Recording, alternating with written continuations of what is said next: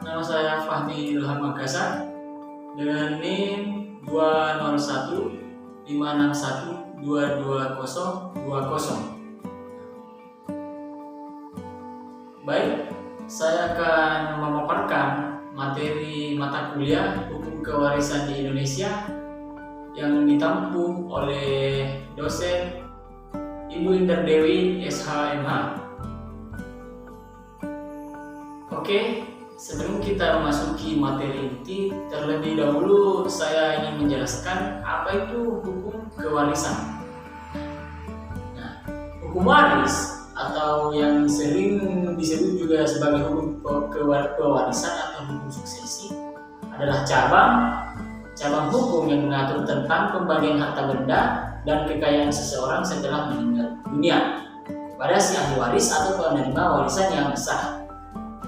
Hukum waris menerapkan aturan-aturan yang mengatur bagaimana harta peninggalan seseorang akan dibagi antara ahli waris sesuai dengan ketentuan yang berlaku. Nah, perlu kita ketahui di Indonesia ada tiga sistem hukum waris.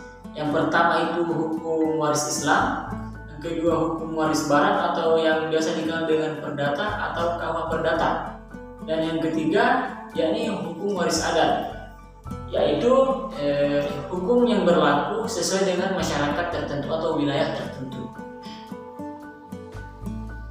Kemudian saya akan menjelaskan satu persatu tentang hukum waris yang ada di Indonesia, yang berlaku di Indonesia. Nah, oke, baik, saya akan memaparkan satu persatu sistem kewarisan yang ada di Indonesia. Yang pertama tadi hukum waris Islam. Sebagaimana yang telah kita ketahui bahwa hukum waris Islam telah ditetapkan jauh sebelum terciptanya sistem kewarisan lainnya. Hal tersebut disebut hukum faraid atau ilmu faraid di dalam Islam.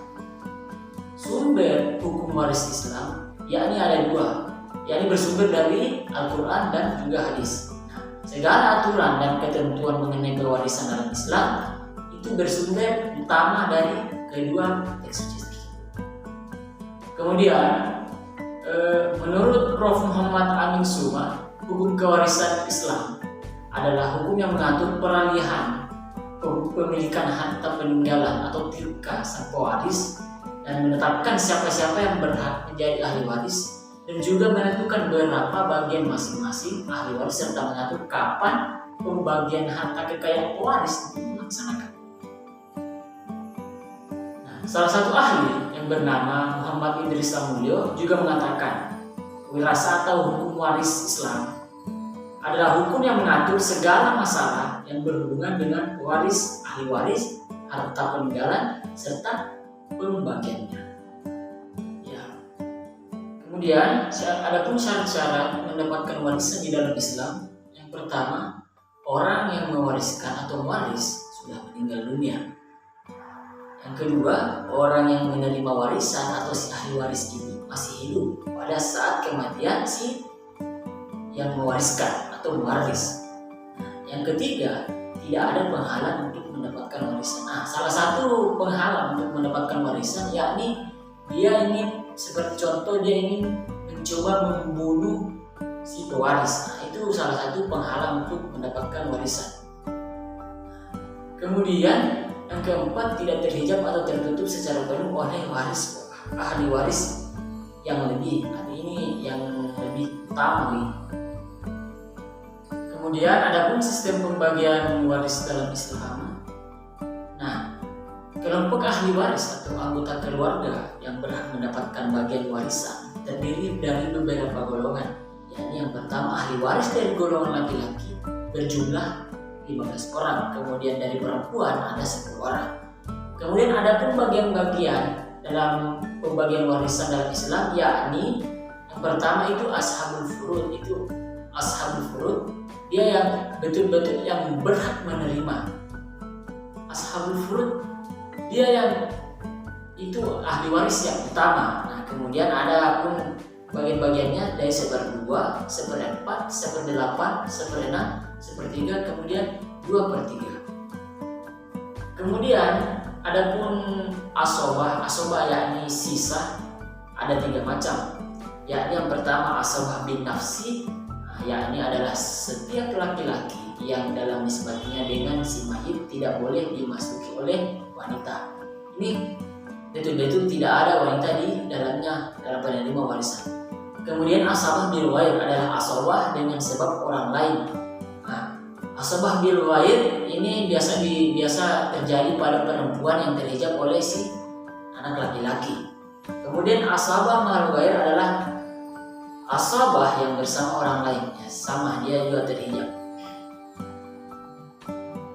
Nah, kemudian adapun hukum waris barat atau perdata, yakni membuat definisi hukum waris perdata adalah aturan yang dibuat untuk mengatur terkait hak dan kewajiban yang dapat diterima dari peralihan harta kekayaan ketika seseorang telah meninggal dunia ke orang lain yang telah menjadi ahli warisnya yang masih hidup. Sedangkan KUHP Perdata sendiri tidak ada pasal tertentu yang memberikan pengertian tentang warisan. Hanya pada pasal 830 menyatakan bahwa pewarisan hanya berlangsung karena kematian. Jadi harta peninggalan baru terbuka untuk dapat diwarisi kalau pewaris sudah meninggal dunia. Kemudian adapun pembagian warisan menurut KUH Perdata, yang pertama adalah golongan suami atau istri yang ditinggalkan atau anak sah serta keturunannya. Dan kemudian golongan yang kedua terdiri dari ayah, ibu, saudara, dan keturunan saudaranya.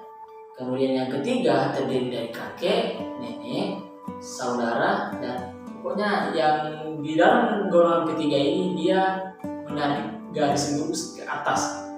Kemudian yang terakhir golongan keempat terdiri dari saudara dari dalam garis ke samping, misalnya seperti paman kah atau bibi, saudara sepupu hingga derajat seterusnya.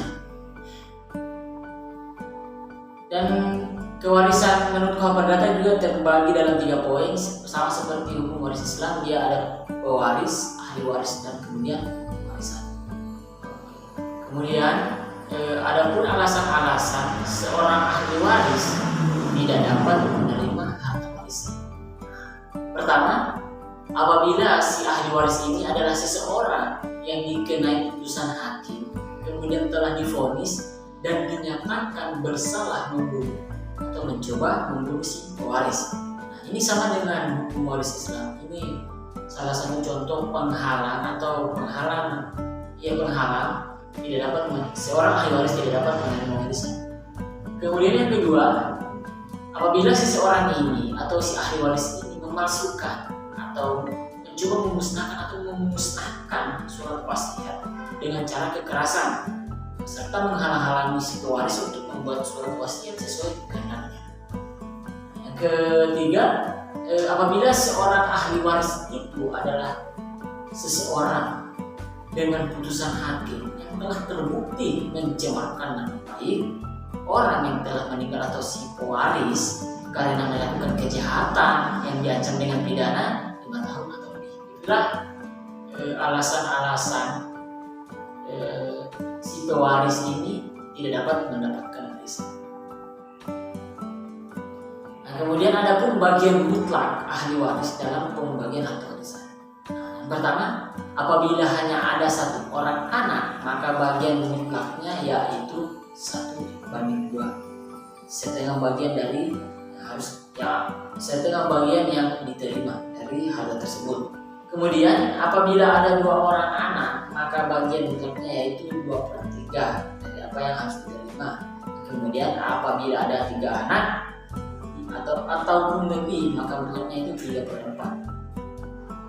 Oke, selanjutnya yang ketiga adalah hukum waris adat.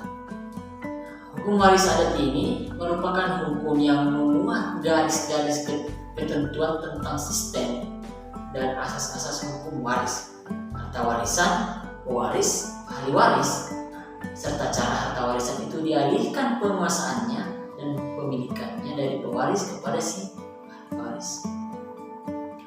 Hukum waris adat ini berlaku sesuai dengan wilayah atau keadaan masyarakat tertentu, ya masyarakat suatu wilayah itu. Nah,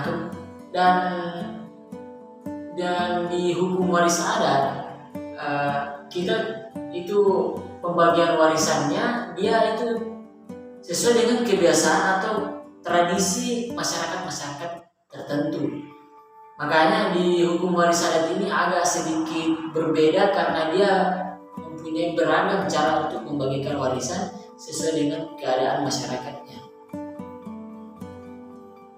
Nah, kemudian ada pun sistem pewarisan dalam hukum waris adat, yakni yang pertama sistem patrilineal atau sistem keturunan yang ditarik menurut garis keturunan bapaknya atau ayahnya. Nah, di sistem ini dia hanya memberikan warisan kepada keturunan bapak saja. Kemudian ada pun sistem matrilineal. Nah, matrilineal ini kebalikan dari sistem patrilineal. Matrilineal ini yang ditarik dari keturunan garis ibu. Nah, keturunan garis ibu kita dapat mengambil contoh keturunan garis ibu itu di daerah Minang, Padang itu dia menganut sistem hukum adat matrilineal. Dia itu membagikan warisan menurut garis keturunan ibunya. Kemudian yang ketiga itu sistem parental atau bilateral. Ini adalah gabungan keduanya. Sistem keturunan ini membagikan warisan kepada menurut garis orang tua atau menurut garis dua sisi, si bapak dan si ibu. Nah, kemudian ada pun sistem pewarisan dalam hukum waris adat, yakni yang pertama sistem patrilineal atau sistem keturunan yang ditarik menurut garis keturunan bapaknya atau ayahnya. Nah, di sistem ini dia hanya memberikan warisan kepada keturunan bapak saja. Kemudian ada pun sistem matrilineal. Nah, matrilineal ini kebalikan dari sistem patrilineal. Matrilineal ini yang ditarik dari keturunan garis ibu. Nah, keturunan garis ibu kita dapat mengambil contoh keturunan garis ibu itu di daerah Minang, Padang itu dia menganut sistem hukum adat matrilineal. Dia itu membagikan warisan menurut garis keturunan ibunya. Kemudian yang ketiga itu sistem parental atau bilateral. Ini adalah gabungan keduanya. Sistem keturunan ini membagikan warisan kepada menurut garis orang tua atau menurut garis dua sisi, si bapak dan si ibu. Nah, kemudian kita melangkah tentang penerapan hibah di dalam perspektif hukum di Indonesia. Maka mengacu pada 3 perspektif hukum. Yang pertama itu kita ubah lagi, kita menurut kitab Undang-Undang Hukum Perdata. Nah, seharusnya disebutkan bahwa hibah pada pasal 1666 yang berbunyi suatu hibah adalah suatu perjanjian dengan nama si penghibah di waktu hidupnya dengan cuma-cuma dan tidak dapat ditarik kembali, menyerahkan suatu benda guna keperluan si penerima hibah yang menerima penyerahan itu. Undang-undang tidak mengakui lain-lain hibah selain hibah-hibah di antara orang-orang yang masih hidup. Kemudian hibah menurut perspektif hukum adat, yakni secara sederhana hibah menurut hukum adat dijelaskan dengan pembagian harta peninggalan di waktu pemiliknya masih hidup dan diberikan kepada keluarganya. Hal ini diungkapkan juga oleh terhad bahwa hibah dilakukan semasa si pemberi hibah itu masih hidup. Dijelaskan lagi bahwa hibah ini merupakan pemberian sukarela kepada orang lain.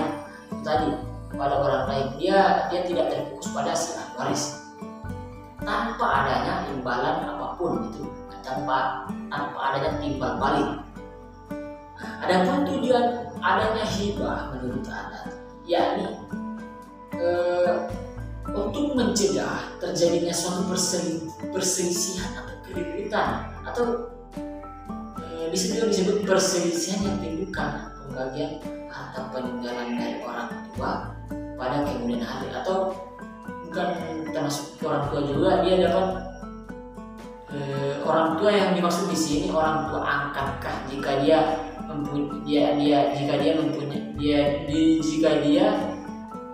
mengangkat anak begitulah. Kemudian menurut perspektif hukum Islam yang terbaru adalah KHI, Kompilasi Hukum Islam, pada pasal 211 menegaskan bahwa hibah dari orang tua kepada anaknya dapat diperhitungkan sebagai warisan. Artinya bagaimana pemberian dapat diperhitungkan sebagai warisan. Ketentuan yang seperti ini ideal, tetapi di dalam kenyataannya sering menghadapi kendala, terutama yang berkaitan dengan kapan pemberian itu dapat dihitungkan sebagai warisan dan kapan pemberian itu tidak dapat dihitungkan sebagai warisan ataupun sebagai hibah. Nah, oleh karena itu ketentuan seperti inilah yang harus diikuti oleh ketentuan-ketentuan yang lebih rinci agar tidak timbul persengketaan sebagai akibat ketentuan yang bersifat itu. Nah, kemudian ada pun tanggung jawab ahli waris kepada hutang si pewaris. Selain ahli waris ini menerima harta warisan dari si pewaris, dia juga harus bertanggung jawab jika si pewaris ini mempunyai hutang. Di dalam pasal 175 Kompilasi Hukum Islam, kemudian di dalam KUHP Perdata terbagi 3 opsi ketika harta warisan itu terbuka menerima secara murni dan juga menerima hak istimewa dan juga menolak warisan. Menerima secara murni, ahli waris ini bertanggung jawab penuh terhadap hutang pewaris termasuk pula hak pribadinya. Kemudian menerima dengan hak istimewa ialah ahli waris ini hanya menanggung sebatas harta yang diterimanya, kemudian dan dia tidak berkewajiban menutupi kekurangannya si pewaris. Dan yang ketiga, menolak warisan ialah ahli waris ini tidak bertanggung jawab sama sekali terhadap hutang si pewaris karena dia tidak dianggap sebagai ahli waris. Mungkin hanya itulah yang dapat saya paparkan. Lebih dan kurangnya mohon dimaafkan. Saya pamit undur diri. Assalamualaikum warahmatullahi wabarakatuh.